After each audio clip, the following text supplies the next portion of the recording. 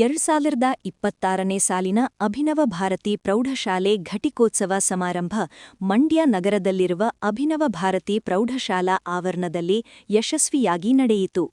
ಕಾರ್ಯಕ್ರಮವನ್ನು ನಾಗರಹೊಳೆ ವನ್ಯಜೀವಿ ವಿಭಾಗದ ಉಪ ಅರಣ್ಯ ಸಂರಕ್ಷಣಾಧಿಕಾರಿ ನವೀನ್ ರಾವತ್ ದೀಪ ಬೆಳಗುವುದರ ಮೂಲಕ ಉದ್ಘಾಟಿಸಿದರು. ನಂತರ ಮಾತನಾಡಿದ ಅವರು, ಪ್ರೌಢಶಾಲಾ ಹಂತದಿಂದ ಕಾಲೇಜು ಶಿಕ್ಷಣ ಪಡೆಯಲು ಸನ್ನದ್ಧಗೊಳ್ಳುತ್ತಿರುವ ವಿದ್ಯಾರ್ಥಿಗಳು ಇಂದಿನಿಂದಲೇ ಸ್ಪರ್ಧಾತ್ಮಕ ಜಗತ್ತಿಗೆ ದಾಪುಗಾಲು ಇರಿಸಲು ಹಣಿಯಾಗುತ್ತಿದ್ದೀರಿ. ಸ್ಪರ್ಧಾ ಮನೋಭಾವ ಹೆಚ್ಚಿಸಿಕೊಳ್ಳಿ. ಸ್ಪರ್ಧಾತ್ಮಕ ಪರೀಕ್ಷೆ ಎದುರಿಸಲು ಸಂಕಲ್ಪಿಸಿ. ಭವಿಷ್ಯ ಉಜ್ವಲವಾಗಿರುತ್ತದೆ ಎಂದು ನುಡಿದರು. 10th ಸ್ಟ್ಯಾಂಡರ್ಡ್ ಯಾಕೆ ಬಹಳ ಇಂಪಾರ್ಟೆಂಟ್ ಅಂದ್ರೆ ಇದೊಂಥರ ನಿಮಗೆ ಬೇಸ್ಮೆಂಟ್ ಇದ್ದಂಗೆ. ಎಲ್ಲ ಹೇಳ್ತಾರಲ್ವ ನಿಮ್ಗೆ ಟರ್ನಿಂಗ್ ಪಾಯಿಂಟ್ ಅಂತ. ಮಾರ್ಕ್ಸ್ ನೀವು ತಗೋಬೇಕು, ಮಾರ್ಕ್ಸ್ ತಗೋಬಾರ್ದು ಅಂತಲ್ಲ.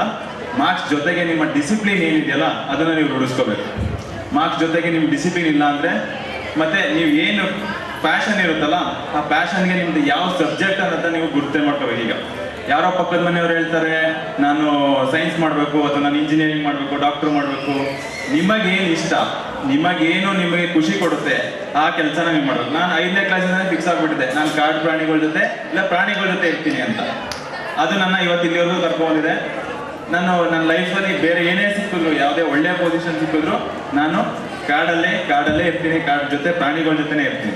ಅದು ನಿಮ್ಮಲ್ಲಿ ನಿಮ್ಮ ಮನ್ಸುಗಳಿಗೆ ಬಂದ್ಬಿಡ್ಬೇಕು. ಇಲ್ಲ ಅಂದರೆ ಏನಾಗುತ್ತೆ, ಯಾರೋ ಹೇಳ್ತಾರೆ ಅಂತೇಳಿ ಎಲ್ಲೋ ಹೋಗಿ ಒಂದು ಕಡೆ ಸ್ಟಕ್ ಆಗಿಬಿಡ್ತಾರೆ. ಅದಕ್ಕೆ ನಿಮಗೇನು ಇಷ್ಟ ಇದೆ, ನಿಮ್ಗೆ ಸೈನ್ಸ್ ಇಷ್ಟ ಇದೆ ಸೈನ್ಸಲ್ಲಿ ಮಾಡಿ, ಸೈನ್ಸ್ ಓದಿ. ಕಾಮರ್ಸ್ ಇಷ್ಟ ಇದೆ ಕಾಮರ್ಸ್ ಮಾಡಿ. ಯಾರೋ ಒಬ್ರು ಆಂಟರ್ಪ್ರೂನರ್ ಆಗಬೇಕು, ಯಾರೋ ಒಬ್ರು ಬಿಸ್ನೆಸ್ ಮ್ಯಾನ್ ಆಗಬೇಕು, ಕಾಮರ್ಸ್ ಹೋಗಿ.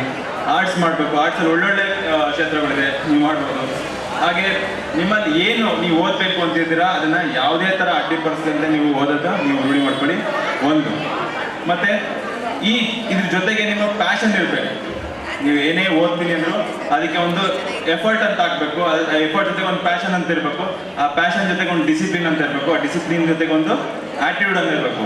ಆ್ಯಟಿಟ್ಯೂಡ್ ಇವೆಲ್ಲ ಸೇರಿದ್ರೆ ನಿಮ್ಮ ಗೋಲ್ನ ಅಚೀವ್ ಮಾಡೋಕ್ಕೆ ನಿಮಗೆ ಸಾಧ್ಯತೆ ಆಗುತ್ತೆ. ಈ ಗೋಲ್ನ ಅಚೀವ್ ಮಾಡಬೇಕು ಅಂದರೆ ನಿಮಗೆ ಏನು ಬೇಕು, ಇಂಪಾರ್ಟೆಂಟ್ ಅಂದರೆ ನಿಮ್ಮ ನಾಲೆಡ್ಜ್ ಮತ್ತು ನಿಮ್ಮ ವಿಸ್ಡಮ್. ಇದು ತುಂಬ ಇಂಪಾರ್ಟೆಂಟ್ ಈ ಗೋಲ್ನ ಅಚೀವ್ ಮಾಡೋಕ್ಕೆ. ಇದ್ರ ಜೊತೆಗೆ ನಿಮ್ಮ ಸಬ್ಜೆಕ್ಟ್ನ ನೀವು ಕನ್ಫರ್ಮ್ ಮಾಡ್ಕೋಬೇಕು. ಯಾವ ಸಬ್ಜೆಕ್ಟಲ್ಲಿ ನೀವು ಏನು ಸಾಧನೆ ಮಾಡಬೇಕು ಅಂದ್ಕೊಂಡಿದ್ದೀರಾ ಅಂತ ಮಾಡಬೇಕು. ಇದ್ರ ಜೊತೆಗೆ ಮೋಟಿವೇಶನ್. ಇವತ್ತು ನಾನು ಬಂದೆ ಮಾತಾಡಿದೆ, ನೀವು ಮೋಟಿವೇಶನ್ ಆದ್ವಿ. ಇದೇ ಥರ ಮೋಟಿವೇಶನ್ ನಿಮ್ಮ ಸ್ಕೂಲಲ್ಲಿ ಟೀಚರ್ಸ್ಗಳು ದಿನ ಮಾಡ್ತಿರ್ತಾರೆ. ಟೀಚರ್ಸ್ಗಳಿಗಿಂತ ದೊಡ್ಡ ಮೋಟಿವೇಟರ್ಸ್ ಯಾರೂ ಇಲ್ಲ. ಆದರೆ ನಿಮ್ಮಲ್ಲಿ ನೀವು ಇವತ್ತು ಒಂದಿನ ಮೋಟಿವೇಶನ್ ಆಗಿ ಇವತ್ತು ರಾತ್ರಿ ಎಲ್ಲ ಕೂತ್ಕೊಂಡು ಓದೋದು, ನಾಳೆ ಎಲ್ಲ ಓದೋದು, ನಾಳೆ ಮತ್ತೆ ರಾತ್ರಿ ಮನ್ಗೋದಾದ್ರೆ ಅದು ಮೋಟಿವೇಶನ್ ಆಗಲ್ಲ. ಮೋಟಿವೇಶನ್ ಪ್ಲಸ್ ಡಿಸಿಪ್ಲಿನ್ ಇರಬೇಕು. ಒಂದು ನೀವು ಕಾಡಲ್ಲಿ ಒಂದು ಕತೆ ಕೇಳಿದ್ರಲ್ಲ, ಆಮೆ ಮತ್ತೆ ಮೊಲದ ಕತೆ ಕೇಳಿದ್ರಲ್ಲ. ಆಮೆ ಏನು ಮಾಡುತ್ತೆ, ರೇಸ್ ಇರುತ್ತೆ. ಆಮೆಗೆ ಮತ್ತೆ ಮೊಲಕ್ಕೆ ರೇಸ್ ಇರುತ್ತೆ. ಮೊಲ ಏನು ಮಾಡುತ್ತೆ?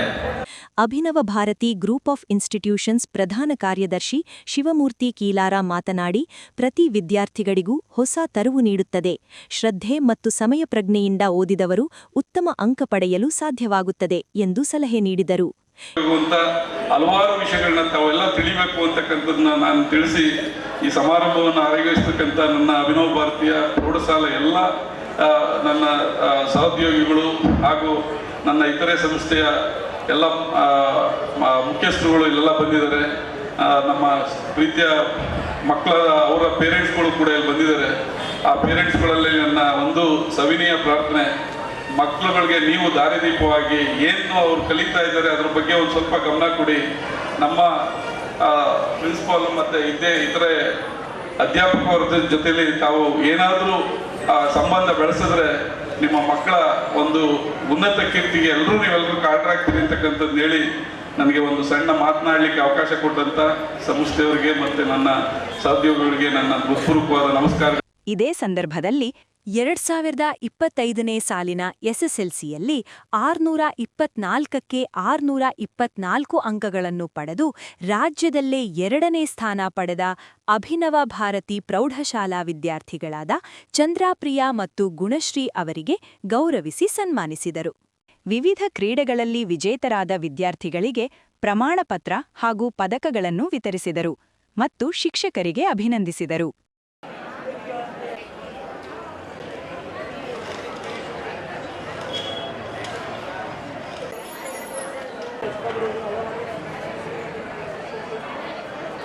ಚೇರ್ ಒಂದು ಸ್ವಲ್ಪ ಪಕ್ಕಿತ್ತು.